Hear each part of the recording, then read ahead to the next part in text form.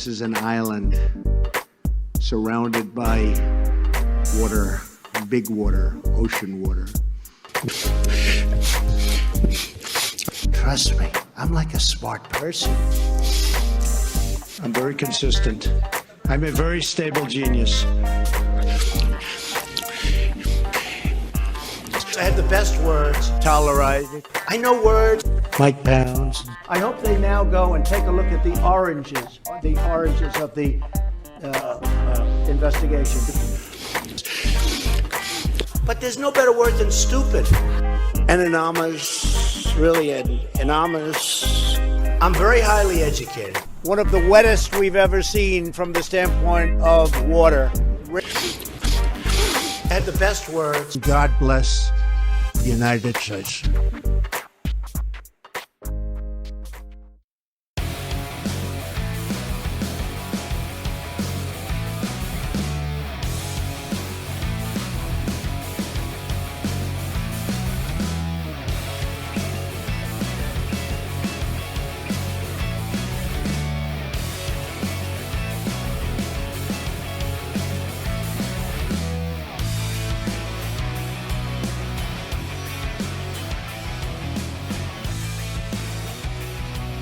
TYT Nation, Jeff Alder here with you.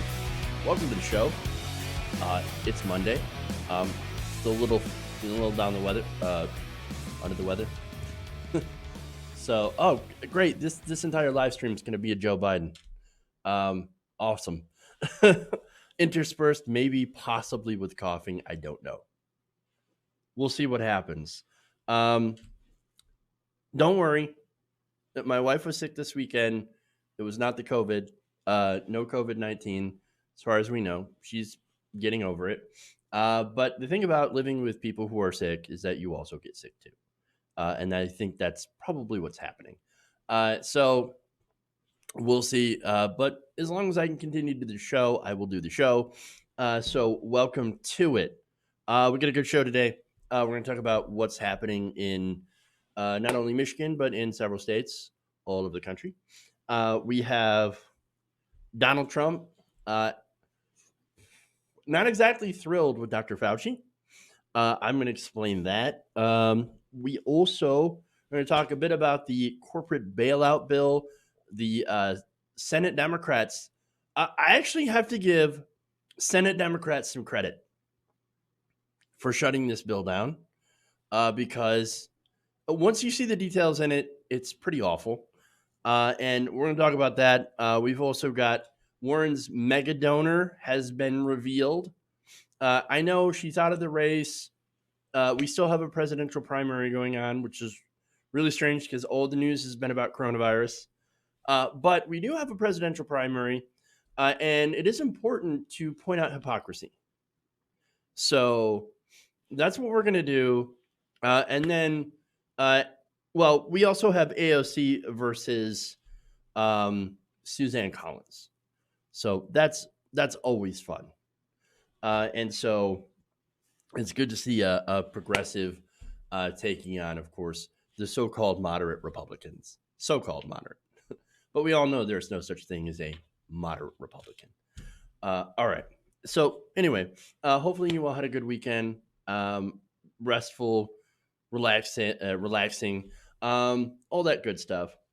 So now over the weekend, before I get into the show, there's a lot of things that bother me. It's like Festivus has come early this year. I've got a lot of problems. I got problems with those people, and you know, you're going to hear about them. That's how that goes. I told you I'm going to Joe Biden this whole damn thing today. Anyway, all right. Give the Joe thumbs up. Speaking of Joe Biden, where is Joe Biden? Oh, he did finally just come out of hiding earlier today to do a live stream in which a lot of people were like, man, that's it? Well, you're going to talk for 15 minutes and that's it. We were waiting for that. Whereas, okay, so before this, he got pressured into appearing in front of a camera. Bernie Sanders has, of course, been putting on live streams every single day, right? So he's been putting on live streams. He's been talking to people. Last night, he had a discussion with the squad about policy. It's a policy-focused roundtable about what they're working on in Congress to try to combat this crisis, right? What kind of policies that we need. So now, establishment folks on Twitter immediately jumped on it because he wasn't there for the vote in the Senate. Now, understand that the vote last night was pushed by Mitch McConnell, right? So Mitch McConnell has this piece of legislation that nobody can agree on, right? So there's some really important sticking points. I'll get to more of the details in another segment, but basically the biggest point of contention was a $500 billion slush fund for corporations. Democrats are like, no, we're not going to do that. We're not going to bail out the corporations without at least doing some stuff for regular people, which you are not. Mitch McConnell did not guarantee an expansion of unemployment benefits and all these other things that the Democrats have been asking for. That would actually help regular working people be able to go through this, right? And by the way, the Democrats, I mean, as usual, they're really asking for the bare minimum here. And at least at this point, they're staying strong and going, no, we're not going to approve any of this. We're not just going to give Donald Trump a slush fund, which he can go, or, we'll give it control of it to Steve Mnuchin at the Treasury Department so he can go and bail out Trump's properties. Unacceptable. We're not doing that, right? So Bernie Sanders is now getting attacked for not joining that vote. Now, that vote was a cloture vote, right? And let me explain what a cloture is, right? So basically, it's the end of debate. Okay, and so it's limiting the consideration of a pending matter to 30 additional hours, and so cloture vote doesn't advance a piece of legislation, and what you need is a majority. You need 60 senators. They didn't get 60 senators. They don't have 60 senators. The vote was like 47 in favor. Did not clear the threshold. So what would have Bernie Sanders added to that if he were actually there? Excuse me, I'm all stuffed up. What would he have done? Well, nothing. Nothing. It wouldn't have changed any sort of outcome. But he's getting criticized by bad faith actors in corporate media. And so that's my frustration here, right? You have all these bad faith actors that are doing these attacks against Bernie Sanders for not showing up to a vote with a foregone conclusion. It's ridiculous. It's stupid. And it's unnecessary. But again, it is a way that they will, basically attack Bernie Sanders. So that is the frustration that's going on around this vote, which is really important, by the way. There's important policy that needs to get passed and needs to get passed immediately. We've got rents coming up, and a lot of people don't have income, and it's very possible that we're going to be hitting 30% unemployment here very soon. The Great Depression had what, 25%, 24%, something like that. Yeah. Or 27, I think at most. 30%, that's bad. So, yeah. As Mr. Elder says, Congress argued over a relief bill. They better come to a decision soon because people need to pay bills and get food. Exactly. And of course, as usual, the dysfunction in our system means that you have a system where they are going into massive fights in order to help the American people and not getting anything done. Gridlock. 24.9. Thank you. I don't know why I couldn't remember that exact figure. Okay. Yeah, Germany is way different than us, apparently. We are not doing well. Okay. Anyway, so let's hold on. All right. So let's get to it. Let's do the first story.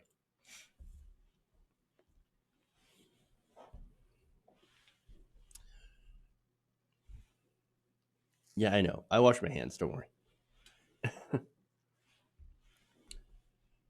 Michigan Governor Gretchen Whitmer has issued a stay-in-place order for all residents in response to COVID-19. So now this executive order happened on Monday and will go into effect 12:01 a.m. on Tuesday all over the state. So let me give you the details here. Now, the executive order asks people to stay home except for essential services. People will still be allowed to leave their home under very limited circumstances, of course, and that basically, if you want to get, go shopping to the grocery store, if you need supplies and food, you're able to do that, right? You're even also able to do exercise activities so long as you maintain social distancing, right? And so people must adhere to that social distancing measure recommended by the CDC. So stay at least 6 feet away from other people. You don't gather in large crowds or anything like that. Now, the order also prohibits businesses from requiring workers to leave their homes unless they're necessary to sustain or protect life or to conduct minimum basic operations. So, for example, my wife works in healthcare. She works in an AFC home, adult foster care. That is necessary. So those people, without those care workers, those direct care workers, they would not be able to feed themselves, clothe themselves, or anything like that, or generally take care of themselves. So there's food, meds, hygiene measures, all that stuff.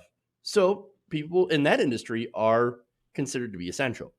And so, I mean, those people are also at, I think, pretty great risk because, I mean, it's very obvious that there are people in those homes that can get sick, that are very susceptible to things like COVID-19.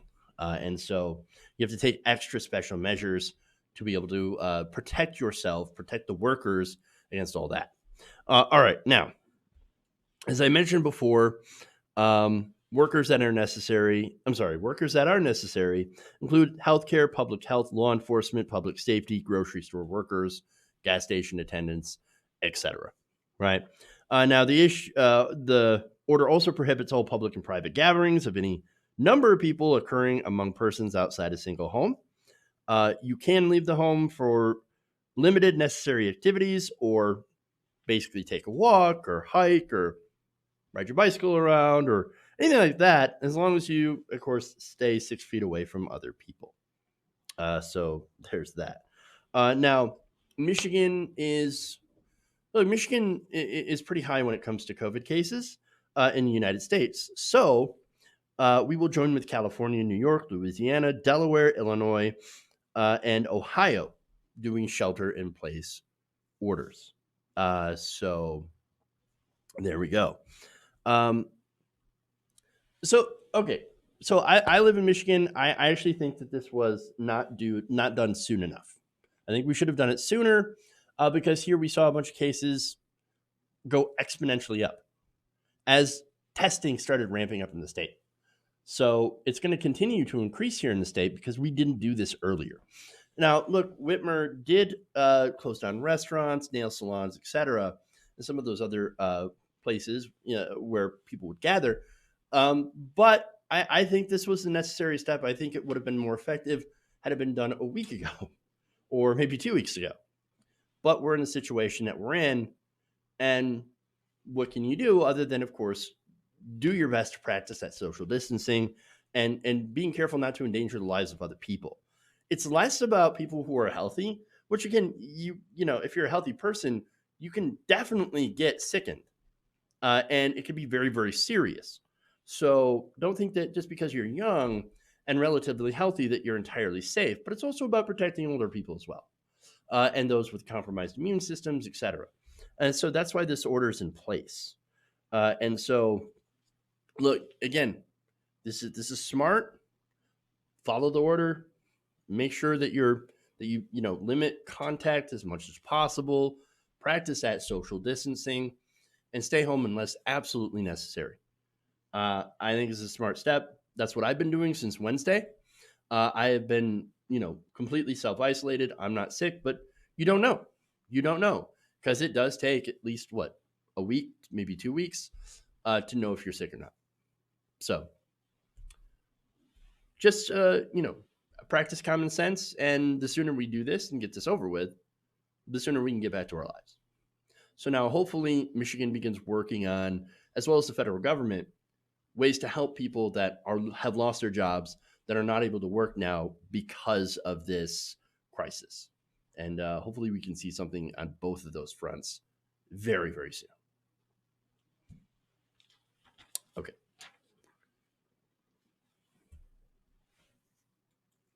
All right. Let's move on.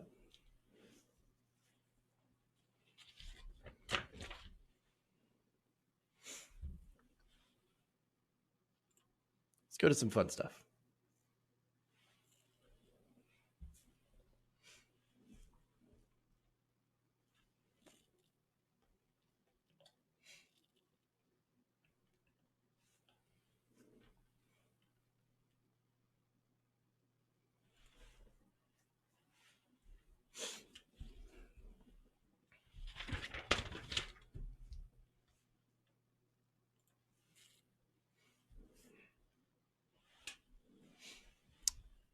Dr. Anthony Fauci, the director of the National Institute of Allergy and Infectious Diseases, has been trying really, really hard to keep Donald Trump from spreading misinformation. But it's not working, unfortunately, but it's not for lack of trying. Now, Dr. Fauci sat down and talked with Science Magazine. And so it was in this interview, he was asked about things that Trump has mainly said that are not true and are not factual, right? Now, he says to Science Magazine, quote, "Look, man, I tell the appropriate people, and they speak to Trump. And they say, be careful about this and don't say that. But at the end of the day," Fauci says, "I can't jump in front of the microphone and push him down." If only you could, my friend. If only you could. That would make, that would make these briefings a lot more interesting. That anytime Donald Trump says something patently false about this entire situation, he gets tackled to the floor. You know what? Instant ratings. Massive ratings. I wonder if you could sell Trump on that. Because, hey, imagine the ratings. Everybody would love it. It'd be fantastic. It would be tremendous ratings. But look, when Trump does inevitably say something stupid, here's how Dr. Fauci responds. Quote, "Okay, he said it. Let's try and get it corrected for next time." Let's just say that this guy has an impossible job. I mean, yeah, okay, so he said something that's laughably stupid about this, and also incredibly dangerous as well. Let's have him not say it next time. But again, all I have to do is I got to talk to this guy and say it in a specific way as to not hurt his feelings. And I got to tiptoe around this guy and make sure that I don't hurt his fragile ego by telling him that he's wrong. And so, I mean, that's difficult. That's a hard job. Good luck, sir. I wonder how long Dr. Fauci is going to last. But by the way, sometimes, as I've already noted, it is impossible to get Donald Trump to not say stupid things. So what do you do when that happens? Not this. I'd like him to go back to the State Department, or as they call it, the Deep State Department, if you don't mind. I'd like to have him go back and do his job. So does anybody have any question? Please.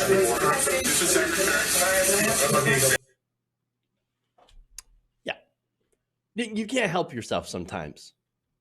I mean, Deep State Department. That's probably one of the more mild things that he said. Nonetheless, that's enough to go, to break your own rule and touch your face palm. I just hope he had hand sanitizer before that. And I never get tired of seeing that video, by the way, because at that moment, Dr. Fauci was America. We feel your pain. We really do. Now, by the way, when Science asked about that and whether or not he'd gotten in trouble, well, he simply stated this, quote, no comment. No comment. I'm sure he got yelled at. Of course he had gotten yelled at. Because at the end of the day, he knows that what he's doing is an impossible job. And that even the best of us, man, even the experts, slip up when you have to work next to a clown.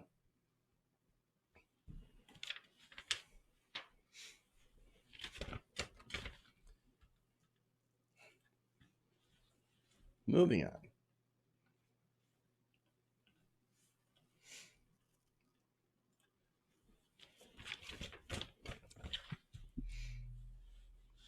My sidebar, my sidebar game is on point today. All right. More on that.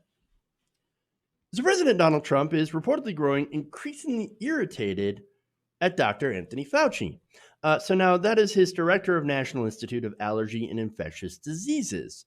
And the reason why is because Dr. Fauci keeps publicly correcting Donald Trump's misstatements about the current health crisis. Oops. I guess you don't want to do that. All right. So now sources tell the New York Times that Trump has, quote, become frustrated with Dr. Fauci's blunt approach at the briefing lectern, which often contradicts things that the president has just said, and likely, of course, things that the president had heard on Fox News, right? Which, by the way, Fox News is now just barely starting to treat this seriously.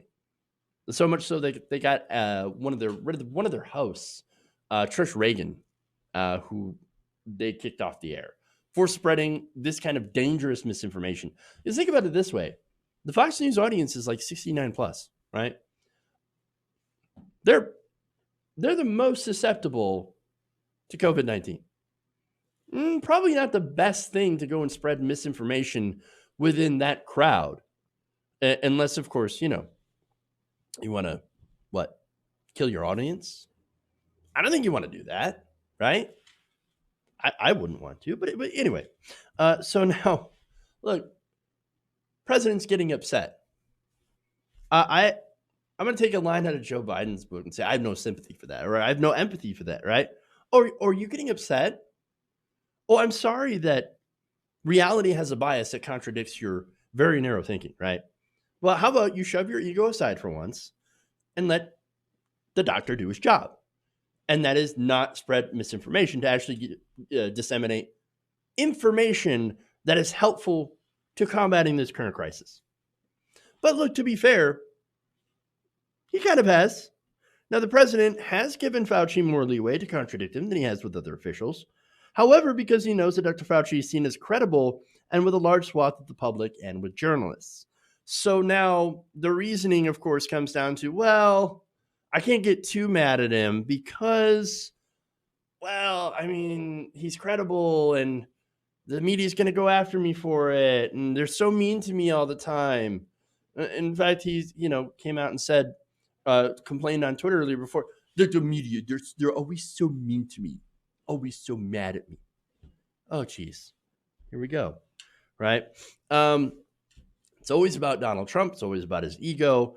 And of course, when he spreads falsehoods and gets called out on them by people inside his own administration, that frustrates him the most. Now, the Times also reported that Trump's frustration with Dr. Fauci is part of a broader frustration with medical experts in the White House who have pushed for the policy of social distancing. So now, the policy of social distancing, of course, has had a very negative effect on the economy. Again, it goes back to Donald Trump's entire rationale for getting reelected is the economy is very, very good. I've been a very good steward of the stock market. Well, the stock market's down. The stock market is a wreck. It's a disaster. The economy is a wreck and a disaster. And look, I was pointing out all the different trouble spots before, but apparently it took a pandemic to push it over the edge. And so now we're in free fall. Disaster. And Donald Trump's entire rationale for being reelected just kind of evaporated and went up in smoke. Now, of course, that's not going to prevent Trump from still getting probably around 20, 30% of the electorate, because those people are basically like, let's vote for Trump to own the libs, basically. We don't care about anything except owning the libs and making liberals cry. So those are the people you cannot reason with. They don't really care about the country, don't care about America. All they care about is, yeah, I hate those guys. And that makes them sad. Okay. Well, congratulations. You're an idiot. But, okay. So now, anyway, social distancing has had an effect, but it's good policy because it's what we need. And we should have been advised to actually do it earlier. And so there was inaction. Look, there was inaction by our government. There was inaction by the Chinese government. There was inaction by the Italian government. And so there were failures at all around the world that have allowed this thing to get out of hand, that has allowed this thing to spread. And now we are in a crisis situation. And now we actually have to do things that are smart. And unfortunately, that's going to have a negative impact on the broader overall economy, because right now our economy is frozen.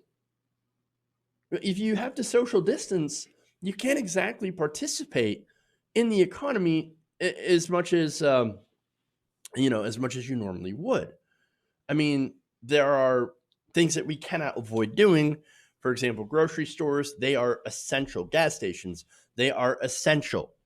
And that's basically it. Government function, essential. Mail services, essential.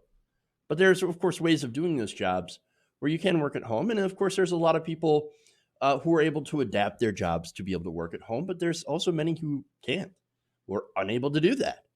And so they're left out of the economy, and we need solutions for them as well. So now, back to Trump, right? And his big disagreement with all these medical experts that are pushing this sound policy. The Times reported that there's been a growing sentiment that medical experts were allowed to set policy that hurt the economy. And there's been a push to find ways to let people start returning to work. That, right now, that would be the worst idea. Now, a couple of months from now, when everything's settled down and there aren't any new cases, okay, then that would be a time to start getting things ramped back up, right? But the way that it's going now, we've got to have aggressive action in order to stop the spread of this thing. And so, I mean, what are you thinking? What are you thinking? No, we've got to shut this down so we can ride the whole thing out. It just, I mean, if not, people's lives are at stake. Don't be stupid. Shut down all non-essentials. We need to institute a UBI that is adequate, at least $2,000 a month until, per person, until this crisis subsides. Also, invoke the Defense Production Act so we can manufacture masks, ventilators, other medical supplies that are necessary. And by the way, that will keep people in work, and also practice social distancing to protect the vulnerable. If not, this continues to get worse, and it will drag on longer and not get better. And so that's the thing. The sooner we do all of this stuff and then get it over with, the shorter time we actually have to do it. But if we keep messing it up and not practicing the social distancing and all this stuff, we're going to drag this out. And it's going to be even more of a disaster for the economy. So we've got to do this. We've got to do this now. Nonetheless, it seems like only Republicans right now are only worried about one thing, at least the ones that are not in isolation right now. Some Republican lawmakers, according to the Times, have pleaded with the White House to find ways to restart the economy, as well as financial markets. As financial markets continue to slide in job losses for April's, could be in the millions, it could be up to 30%.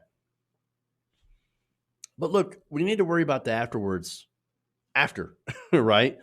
Right now, American citizens need money in their hands. They need essentials for food, medicine, rent, mortgages if they decide not to suspend those things, which they absolutely should, right? We need immediate stimulus measures just to keep people afloat. That's what we should be focused on, not restarting the economy afterwards. Because look, we're probably heading towards a Great Depression, right? And really, there's no way of avoiding that situation right now. So we have to do the best that we can do in order to minimize the damage of that, so that eventually we can get back to business and get back to normal. And that is not going to be anytime soon, which is why we need to have radical intervention, unlike what we've ever seen before. You think you think the bailouts during the financial crisis of 2008 were a lot of money, were radical. No. We need massive amounts, because it's not the same thing. It's not that there are millions of people that were willing and ready to work and the bank infrastructure fails. No. There are millions of people that now are unable to get out of the house and work. We're in a completely different situation, and it's completely uncharted in our modern system. And so we've got to work around that and, and figure out what to do going forward. But first, we've got to make sure people's needs are met before we can do anything else. Because if not, all of this is about to get that much worse.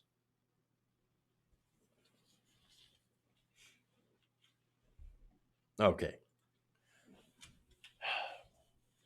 Speaking of that, let's go to the Republicans' corporate bailout bill.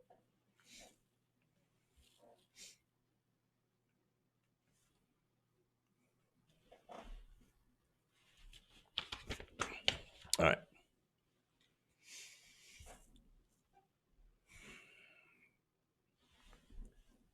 Now, Republicans and Democrats in the Senate have been working on a stimulus relief bill to help stabilize the economy in the midst of this economic freeze. However, unfortunately, negotiation broke down on Sunday as Senate Majority Leader Mitch McConnell decided he was going to advance a bill anyway. Now, this bill had major flaws in it. One of those, attacked by the Democrats, was an unaccountable $500 billion slush fund for giant multinational corporations that would be administered by Steve Mnuchin's Treasury Department. Yeah. The fund, according to HuffPost, would allow the Trump administration to lend hundreds of billions of dollars to major industries like hotels, casinos, cruise lines, and oil and gas. Not only that, but it also includes a $500 million bailout for the candy industry. Because candy. And by the way, cruise lines are especially notorious for this, not paying taxes. What irony to bail out the cruise ships. I mean, you've got to be kidding me. That's their big thing. Now, Republicans also are like, well, we've got some measures to help regular workers, but really focused on the corporations because it's their donors. So now, what's interesting, what was also one of the big parts of this slush fund that rubbed Democrats the wrong way is the fact that Donald Trump has not divested from his hotels. So now, one provision that the Democrats opposed would allow Mnuchin to delay publicly releasing the names of businesses that receive a bailout, as well as the amounts of those loans, for at least 6 months. So now, this slush fund, if approved, Mnuchin could take the money, right, and apportion some towards Trump properties. And we wouldn't even get to know about it until 6 months later. No, that's a complete non-starter. Complete non-starter. And not only that, but again, you're bailing out these industries that actually were very anti-consumer. You think the airline industry deserves a bailout when they spent all of their tax money on stock buybacks and still gouged us at the airport? I mean, you've got to be kidding me, right? But now they're like, oh, please, please bail us out. We need money. How about we nationalize you first for a while? Because you seem to be very, very incapable of handling your own finances. I mean, why didn't you put several months' worth of salary away in a drawer somewhere for an economic downturn? I mean, why? I mean, that's what that's what they tell us to do as a family, as a household. Well, how come you guys weren't able to do that? Why you got to come begging the government for socialism? I know. I'm sorry, but I have to do that because it's ridiculous that they now need a bailout. Absolutely ridiculous. All right. Anyway, so now, look, Americans, we don't need more corporate welfare. It's not going to trickle down to the workers who have lost their jobs, right? Money needs to get into the hands of the citizens, and it needs to get into the hands of the citizens right now in the form of cash payments. Okay, people need to pay the rent. They need to pay their mortgages. They need to pay the bills. And right now, there is no piece of legislation to suspend mortgages or rent, which we desperately need to do.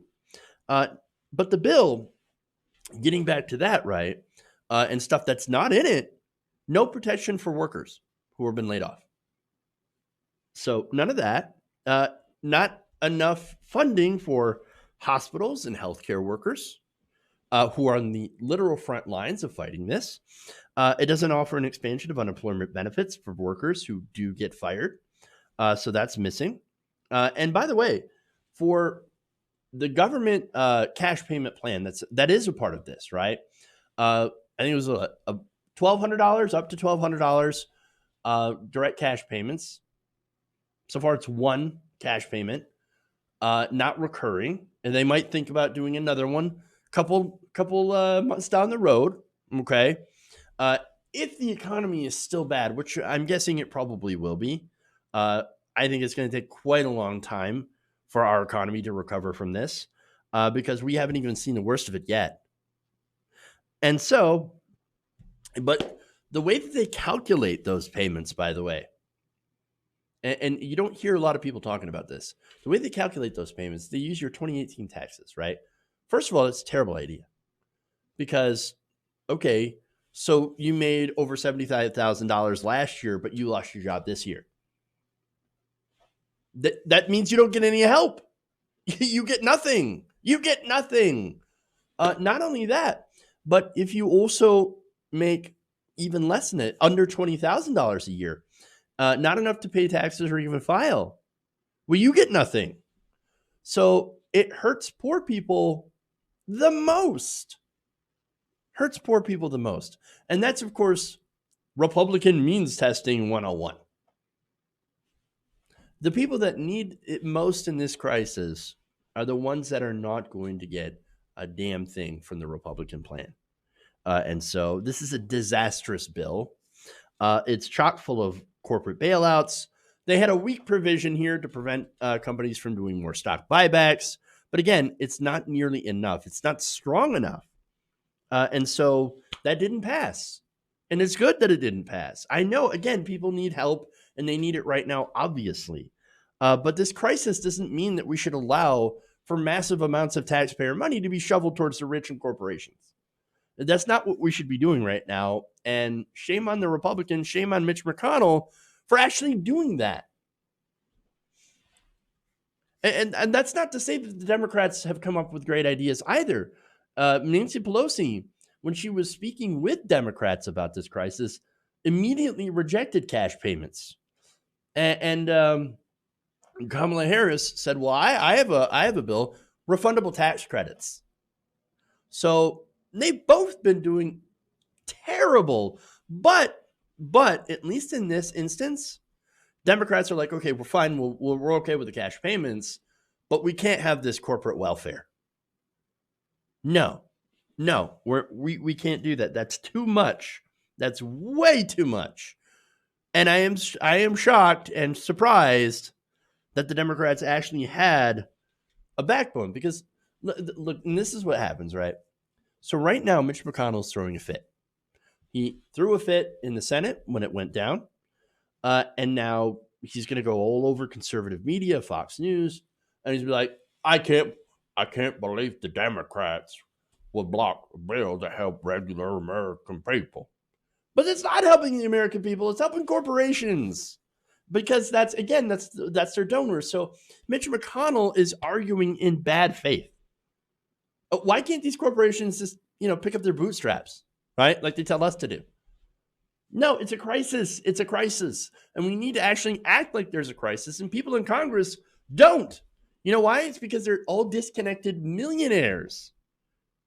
They don't understand the urgency because they've never experienced that. Or at least they haven't experienced that in so long that perhaps they have forgotten. We need to do something. They need to do something. Okay? And this bill ain't it. Look, to show you how bad it is, even Senator Joe Manchin is criticizing it. Let me give you this quote.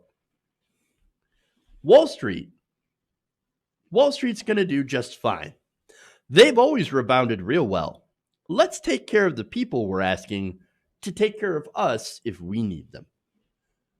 That right there, Joe Manchin, one of the most conservative Democrats in the Senate. What in the world?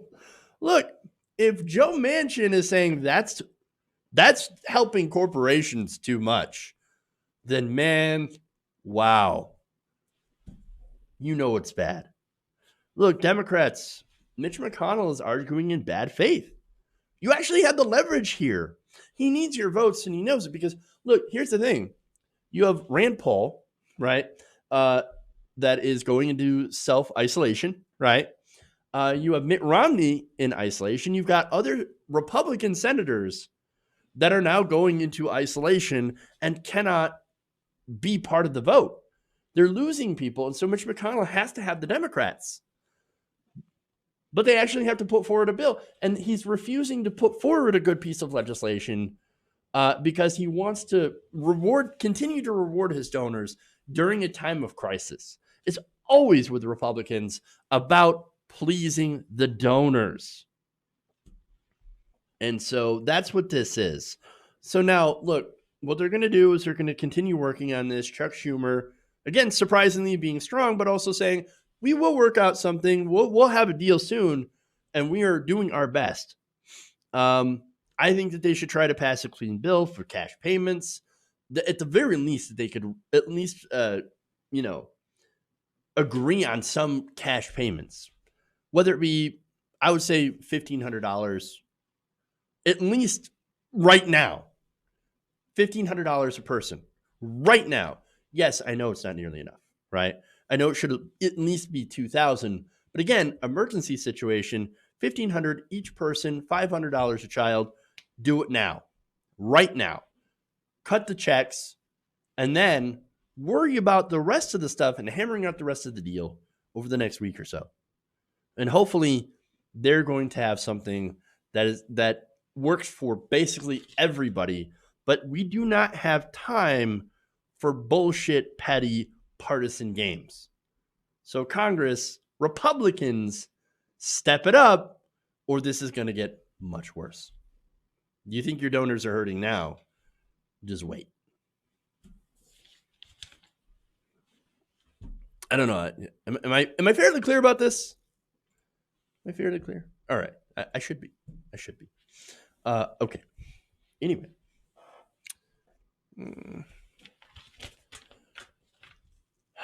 I want to take a quick break, but I think I'm going to keep going here. But first, I just want to read a super chat that I got here.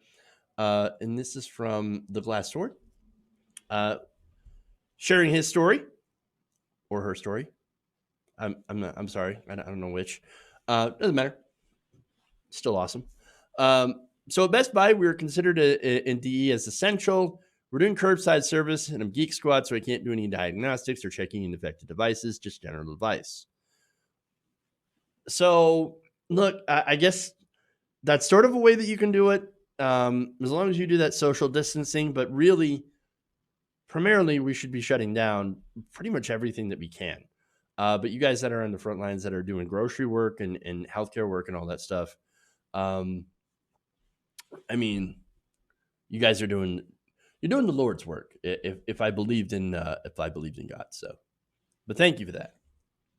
All right. Anyway, thank you, a couple of patrons, before I continue on with this.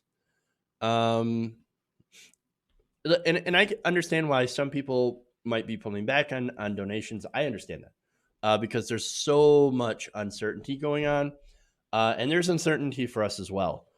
So if you can, please help out. We've got a fundraiser going on. Donate to that if you can, or just become a patron, or channel membership. Step down if you can. That's all we're asking, to help us to help keep the lights on during this time of economic uncertainty, as much as you can. So, all right. Let me thank Ronald Del Rosario, Real Love Jolie, and Solomon Davila. So thank you to those patrons, patreon.com/TYTNation. I want to thank for channel members, Ernie Weisner and Sergey Shevchenko.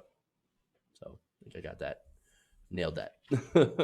Thank you for becoming channel members and supporting independent progressive media. Okay. Let's move on here. No, you're right about that. Valerie says, we don't need to get back to normal. We need to get back to better than normal. Better. This is our time to change the system. While it's burning to the ground, well, everyone can see it's rot. No, I totally get you. I meant, like, at least people being able to go back and do things as a normal. I don't mean normal politically. But you're right about that. I absolutely agree. Let's see if there's any more comments here. Donors are going to be hurting. Yeah, I would say.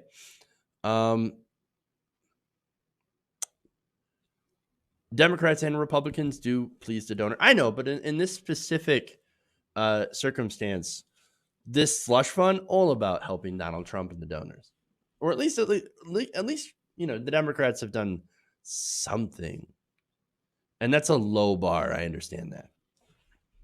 Okay. Anyway, arm the homeless would be effective. All right.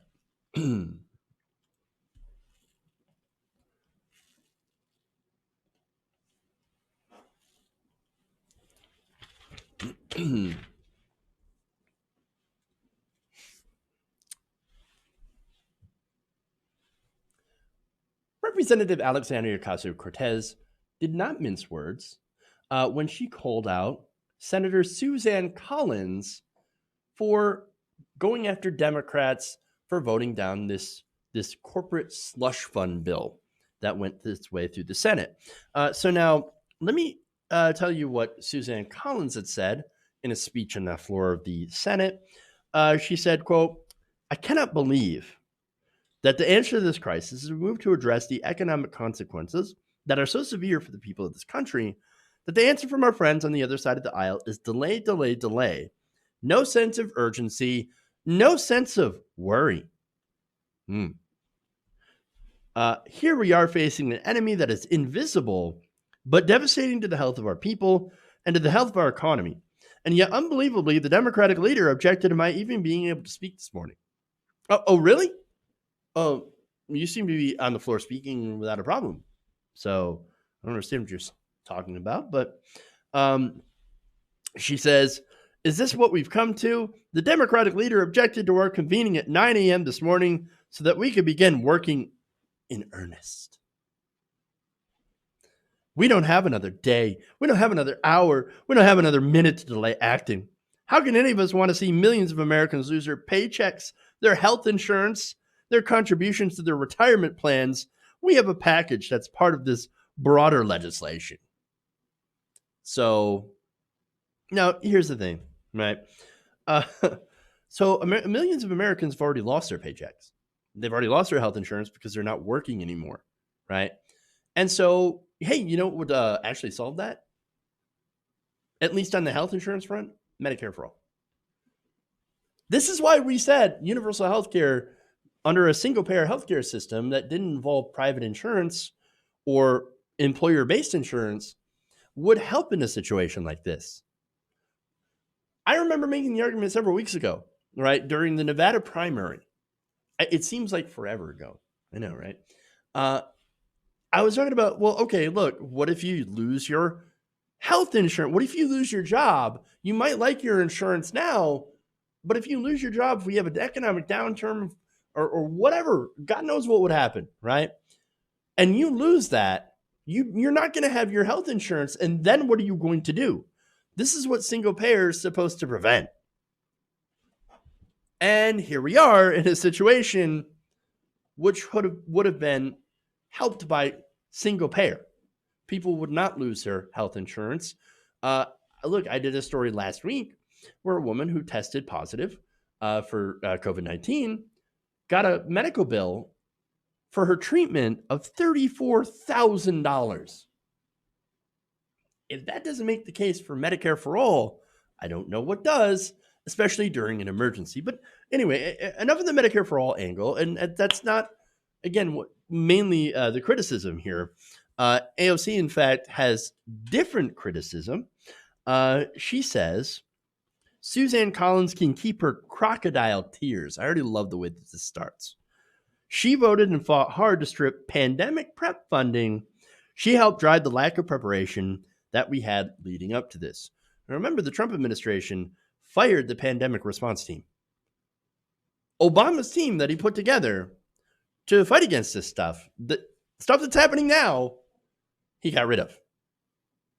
I mean, he's tried to cut the National Institute of Health, tried to cut the CDC. And so everything that the Trump administration has done has actually made us less prepared for this crisis, for a crisis of this magnitude. And so congratulations. And you know who was all helping Donald Trump during that time, all while giving gigantic $1.9 trillion in tax cuts for the rich? Suzanne Collins. Of course. Of course. Now, the Daily Beast had an article that AOC pointed to. And in that article, it showed how Collins helped remove or proposed additional $870 million in funding for pandemic preparations from the economic stimulus package that was passed during the Great Recession back in 2008. So Suzanne Collins was like, hey, all that pandemic preparation, get rid of it.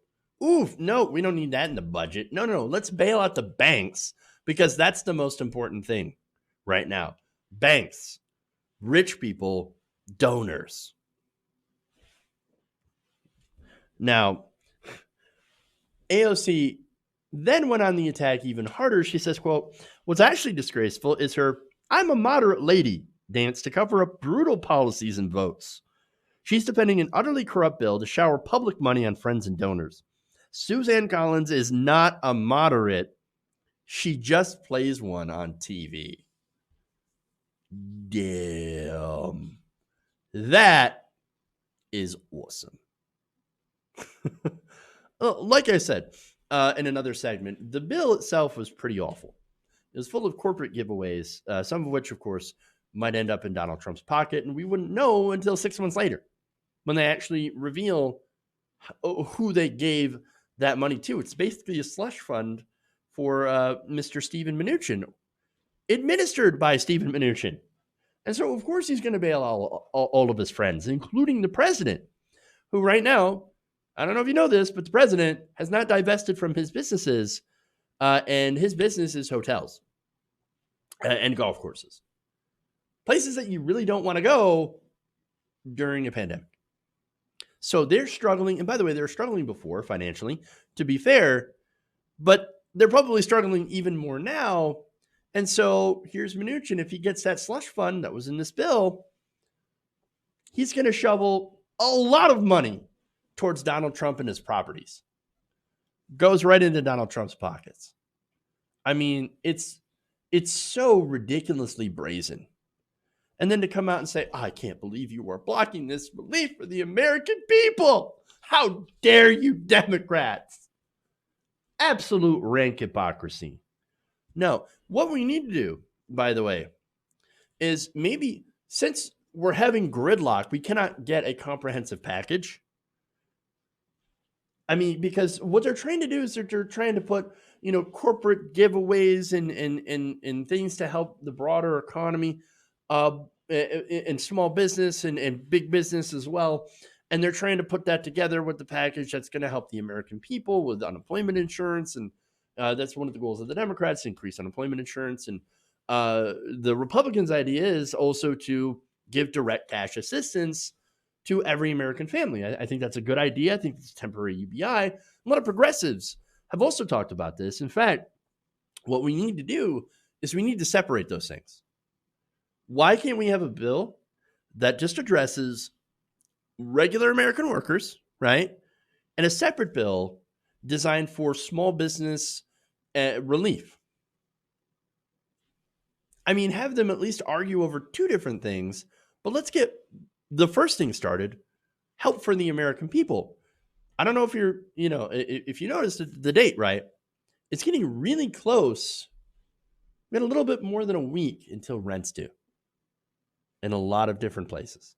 So if people don't get immediate relief now, they're not going to be able to make their rents.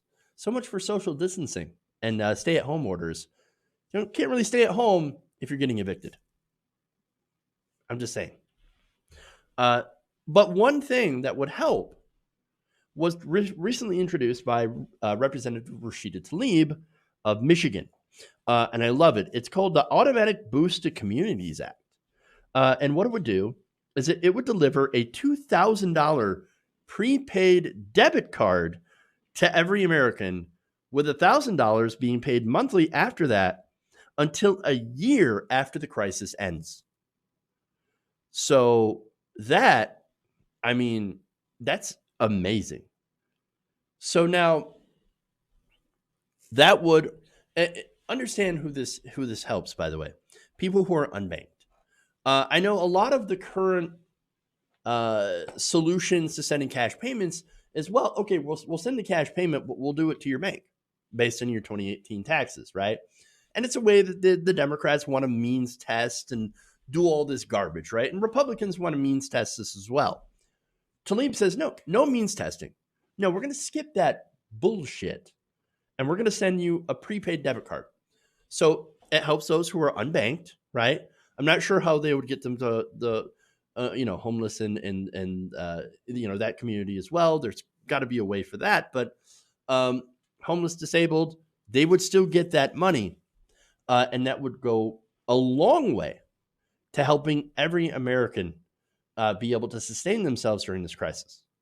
And that's the point. That is something that we could do right now. By the way, Tlaib says that we can pay for the program by allowing the Treasury to use its authority under the federal law to issue $2 trillion platinum coins. That move would not add to the national debt. I don't know how that works, but apparently that is something that they can do, to issue $2 trillion platinum coins, and then use the money to disperse it to regular people. Now, the bill also uses a broad definition of every person, including non-citizens, they get money too, children and other dependents, those in territories and protectorates, and those without bank accounts, which of course makes sense because it would be a prepaid, preloaded debit card. Now, that's one thing, right? Another thing we should do is, of course, put a moratorium on rents and mortgages.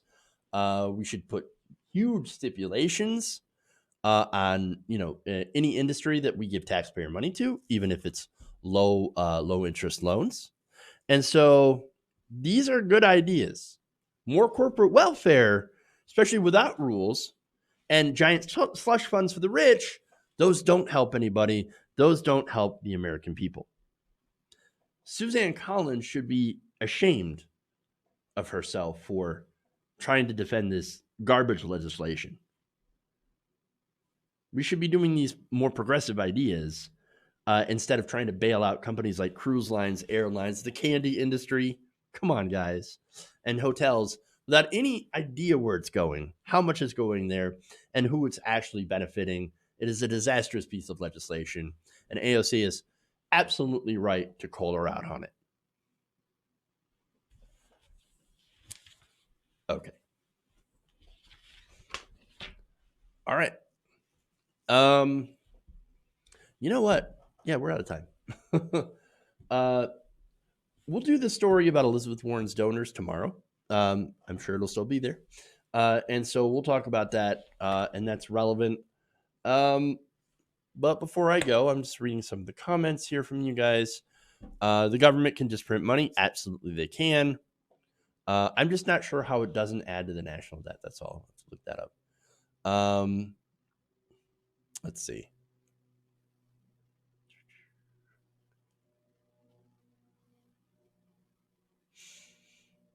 Yeah, there's a lot of people trying to figure out ways to pass the time.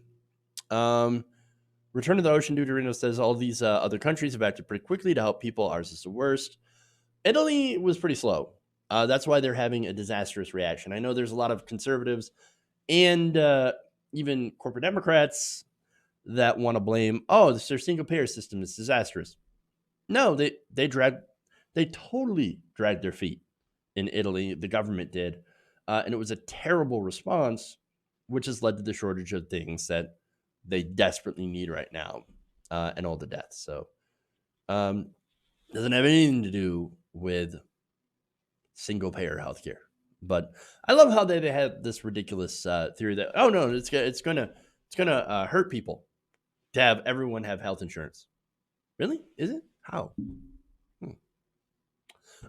Okay, but anyway, so corporate Democrats are conservatives. We'll end on that. So that's an excellent point. All right, guys. That's it. That's all. Sorry. Ravaging Wolverine says there's a lot of ignoring of social distancing too in Italy. That's it too, and that's the whole point, right? In America, we're also not doing that. The spring breaker kids. I mean, it's ridiculous. And I'm reading accounts of all over that young people are like, if I die, I die. No, that's not it, because you're putting other people in danger. It is absolute ridiculousness. Stay home, social distance. And the sooner we all do that, the sooner we can get done with this. All right. Anyway, that's it. That's all I've got for you guys. Thank you for going around the nation with me today. Please consider becoming a patron, making a donation, or becoming a channel member, or any of those things, or all three of those things if you're doing especially well for yourself. I certainly don't discourage it. Well, hey, as long as you guys have money to take care of yourselves and your family, because obviously that's the most important thing. But if you have anything extra, please help us out. It helps out greatly to keep us on the air. All right, that's it. Love you guys, and we'll see you tomorrow. Change begins with you. Good night, nation.